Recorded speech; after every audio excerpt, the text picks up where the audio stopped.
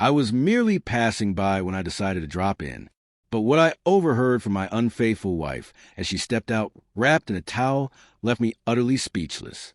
In that instant, I knew the revenge I was about to unleash would be swift, merciless, and beyond her wildest imagination. She had no idea what was coming. The day had started like any other. I left work earlier than usual, my mind preoccupied with the high-stakes merger I was handling. As I drove past our townhouse on my way to the gym, something made me stop.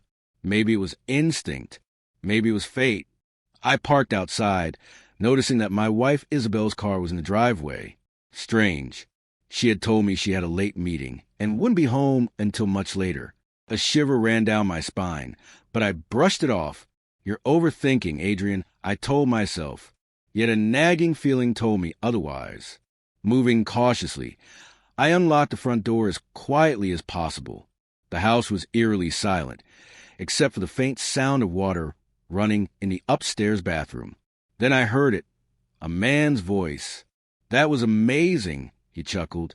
Can't believe you're actually pulling this off. I froze. A second later, Isabel responded with a breathy laugh. Oh, Adrian has no clue. He's so easy to fool, she said smugly. He thinks I'm working late today. We have all the time in the world. Silence followed, then the unmistakable sound of a kiss. My fingers tightened around the staircase railing, my knuckles turning white. My entire body felt numb as my mind raced at 1,000 miles per hour. She was betraying me right now in our home, in our bed. I should have charged upstairs, should have kicked the door open, dragged the bastard out, and demanded an explanation. But I didn't.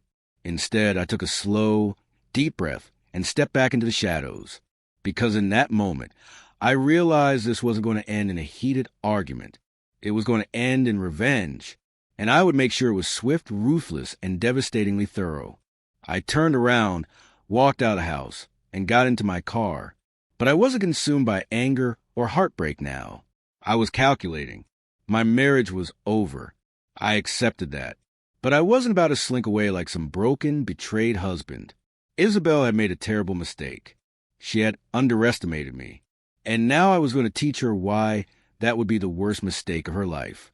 I pulled out my phone and called Luca, my best friend, a man with an exceptional talent for digital security. Luca, I said, my voice unnervingly calm, I need you to do something for me. There was a pause. Then in a cautious tone, he asked, Eden, what's going on? My wife is cheating on me, I stated bluntly. I need proof. Everything. Silence. Then finally, I'm on it. Within 48 hours, Luca had done what he did best. Not only did he retrieve every text call log and hotel booking Isabel had made with her lover, but he also hacked into our home security system and pulled footage of them together. There it was, undeniable proof. When I set my plan into motion, a simple divorce would be too easy. I wasn't just going to walk away. No, I was going to make sure she lost everything, her reputation, her sense of security, and most importantly, her pride. Step one was psychological. For the next few days, I acted completely normal. I kissed her on the forehead in the mornings, asked about her day, played the role of the loving husband, even brought her coffee in bed while secretly orchestrating her downfall. She had no clue that every affectionate gesture was just another step in my carefully laid trap. To set the stage for my revenge, I planned a perfect deception, a romantic weekend getaway to an extravagant villa just outside the city, a destination we had always dreamed of visiting. Oh my God, Otter, she gasped, her eyes lighting up with excitement as she played the role of the devoted wife. You're incredible. I smiled warmly. Anything for you, my love.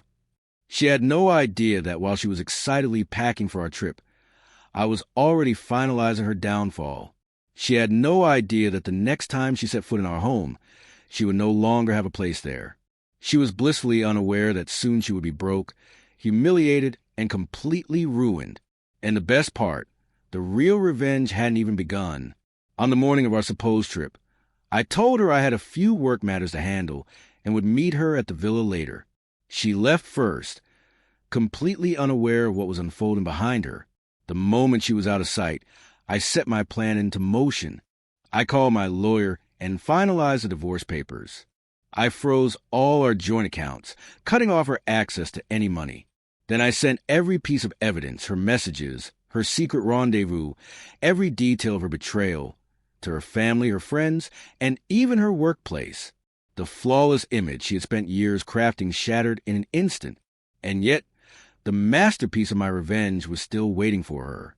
When Isabel arrived at the villa, she was greeted by a beautifully arranged table, a chilled bottle of champagne, and an elegant folder.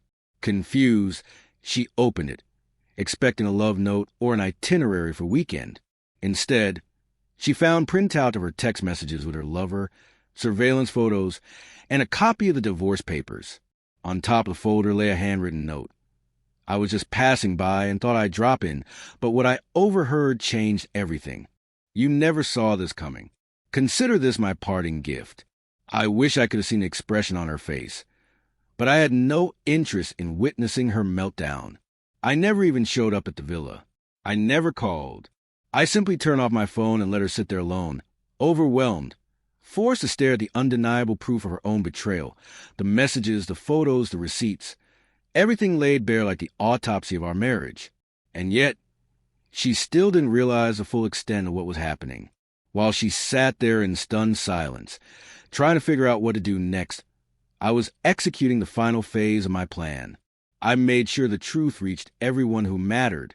I sent copies of the evidence to her boss, a high-ranking executive in the finance industry, ensuring she had more than just a marriage to lose.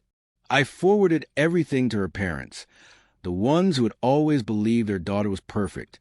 I even sent it to her closest friends, the ones who always told me, "You're so lucky to have Isabel." Within hours, the phone call started. I ignored them all.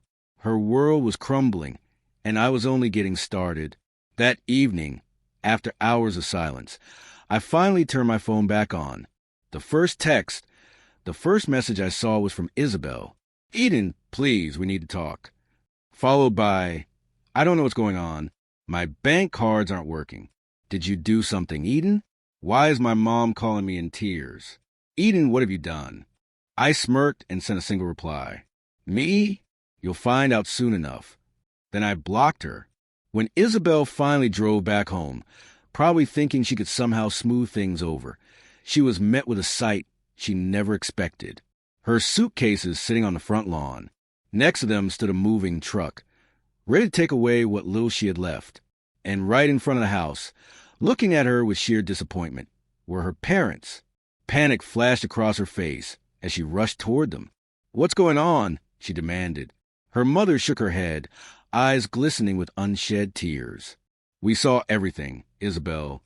Her father's face was carved in pure disgust. "No daughter of mine," he spat.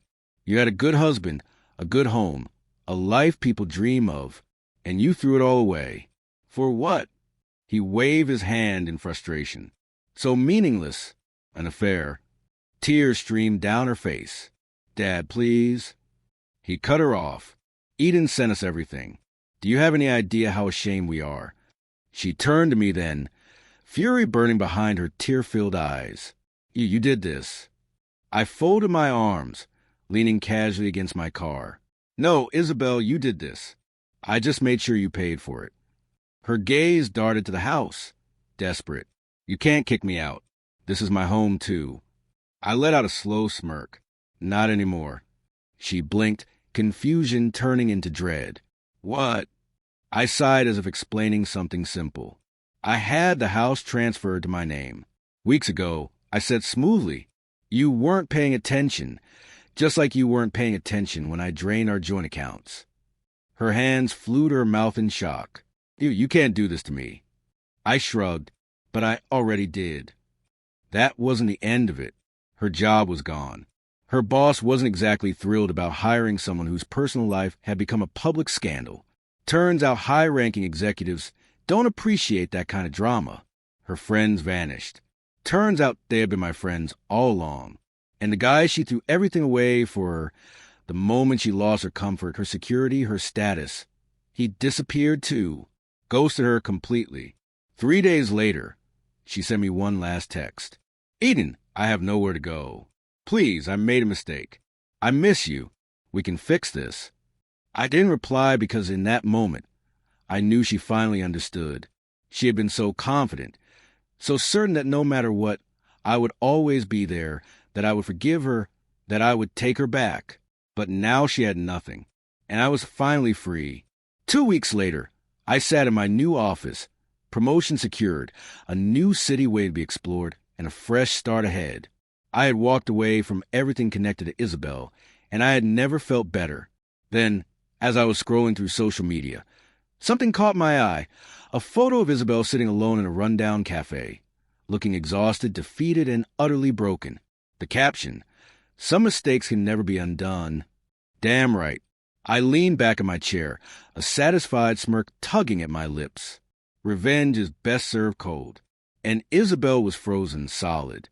Because cheating isn't just about betraying love. It's about betraying trust. It's dignity and the belief that someone will always be there for you. But when the person you betrayed turns around and walks away without a second glance, that's the moment you realize you've lost.